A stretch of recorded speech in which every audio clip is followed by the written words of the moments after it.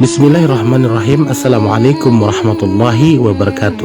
Sahabat Bang Heru, pada kesempatan kali ini Al-Fakir akan mengisahkan sebuah kisah yang sangat luar biasa, yang sangat fenomena, yakni kisah seorang pemuda yang hidup sezaman dengan baginda Rasulullah namun tak pernah bertemu dengan baginda Rasulullah.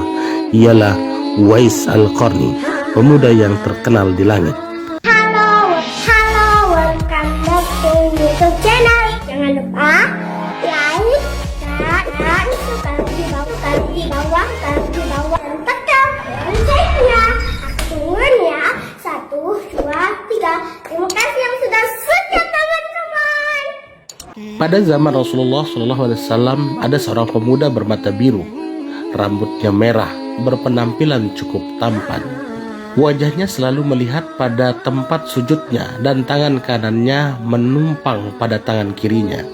Pemuda ini tidak pernah lalai dalam membaca Al-Quran dan senantiasa ia menangis. Pakaiannya hanya 2 helai saja, namun sudah terlalu lusuh untuk dipakai sehingga tidak ada orang yang mengenalinya. Pemuda ini jika bersumpah demi Allah pasti akan terkabul.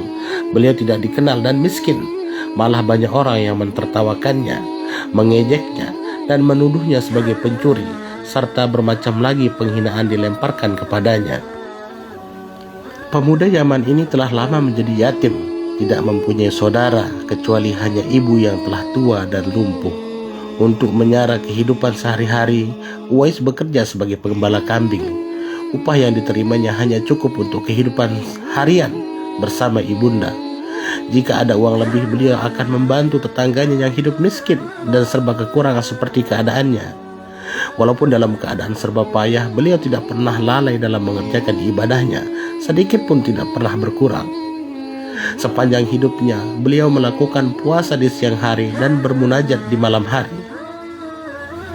Akan tetapi, hanya satu permintaan yang sulit ia kabulkan. "Anakku, mungkin ibu tidak lama lagi akan bersamamu. Ikhtiarkan agar ibu dapat mengerjakan haji," pinta sang ibu. Mendengar ucapan sang ibu, Uwais Al-Qarni pun jadi termenung. Perjalanan ke Makkah sangatlah jauh, melewati padang tandus yang cukup panas. Orang-orang biasanya menggunakan unta dan membawa banyak bekal. Lantas bagaimana hal itu dilakukan Uwais yang sangat miskin dan tidak memiliki kendaraan? Maka dibelilah seekor anak lembu yang harganya cukup murah. Uwais membuatkan kandang di puncak bukit. Setiap pagi ia bolak-balik menggendong anak lembu itu naik turun bukit. "Uwais sudah gila, Uwais sudah gila," kata orang-orang yang melihat tingkah laku Uwais. Banyak orang yang menganggap aneh apa yang dilakukannya tersebut. Tak pernah ada hari yang terlewatkan ia menggendong lembu naik turun bukit. Semakin hari anak lembu itu semakin besar, dan semakin besar pula tenaga yang diperlukan Uwais. Tetapi karena latihan tiap hari, anak lembu yang membesar itu tidak terasa lagi bagi Uwais Al-Qarni.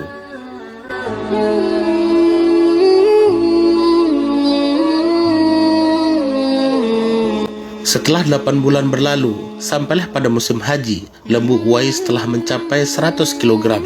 Begitu juga otot Uwais yang semakin kuat. Ia menjadi bertenaga untuk mengangkat barang. Tahukah sekarang orang-orang apa maksud Uwais menggendong lembu setiap hari? Ternyata ia sedang latihan untuk menggendong ibunya. Uwais menggendong ibunya berjalan kaki dari Yaman ke Makkah. Subhanallah, alangkah besar cinta Uwais pada ibunya. Uwais berjalan tegap menggendong ibunya wukuf di Ka'bah. Ibunya terharu dan bercucuran air mata karena telah sampai di Baitullah. Di hadapan Ka'bah, ibu dan anak ini berdoa, "Ya Allah, ampuni semua dosa ibu," kata Uwais. "Bagaimana dengan dosamu?" tanya sang ibu keheranan.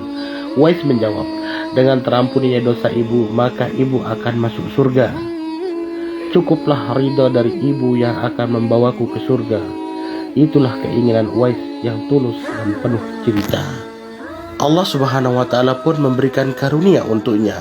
Uwais seketika itu juga sembuh dari penyakit sopaknya. Hanya tertinggal bulatan putih di tengah tangannya.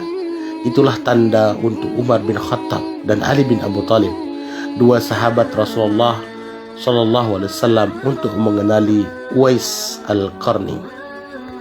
Subhanallah, walhamdulillah, wala ilaha illallah, wallahu akbar.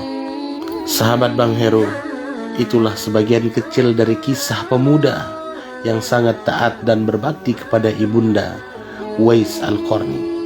Semoga kita semua bisa jadikan Uwais Al-Qarni sebagai inspirasi untuk berbakti kepada ibunda dan kedua orang tua kita. Semoga video ini bermanfaat. Wallahu a'lam bishawab. Wassalamualaikum warahmatullahi wabarakatuh.